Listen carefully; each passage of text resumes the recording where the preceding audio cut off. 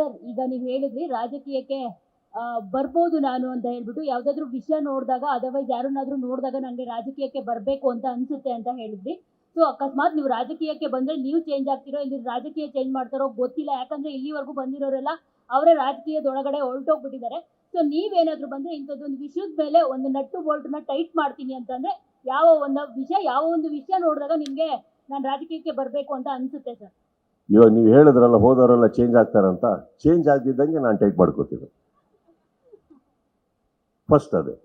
ಅದು ಬಿಟ್ಟು ಇನ್ನೊಂದು ನೀವು ಏನು ಹಿಂಟ್ ಕೊಡ್ತಾ ಇದ್ದೀರಿ ಅವಾಗಿಂದ ಡಿ ಕೆ ಸಾಹೇಬ್ರ ಬಗ್ಗೆ, ಹೌದೌದು ಅವ್ರ ಬಗ್ಗೆ ಹೇಳಿದ್ರು ನೀವು ನಟ್ಟು ಬೋಲ್ಟು ಅಂತ ಹೇಳಿದ್ರಿ.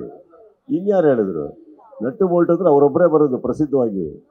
ಅಂತಂದ್ರೆ ನಾನು ಜಸ್ಟ್ ಆ ಒಂದು ವರ್ಡ್ ನ ನೀವು ಕೇಳಿದ್ರೆ ಡೈರೆಕ್ಟ್ ಆಗಿ ಕೇಳು, ಯಾವ ಇಲ್ಲ ಬೇರೆಲ್ಲೂ ಕೇಳ್ಬೋದಿತ್ತು. ನೀವು ನಟ್ಟು ಬೋಲ್ಟ್ ಅಂತ ಯಾಕೆ ಹೇಳಿದ್ರಿ? ಅದೊಂದು ಕನ್ನಡ ಚಿತ್ರರಂಗದಲ್ಲಿ ಒಂದಷ್ಟು ಫೇಮಸ್ ಆಗೋಗ್ಬಿಟ್ಟಿದೆ ಆ ವರ್ಡ್.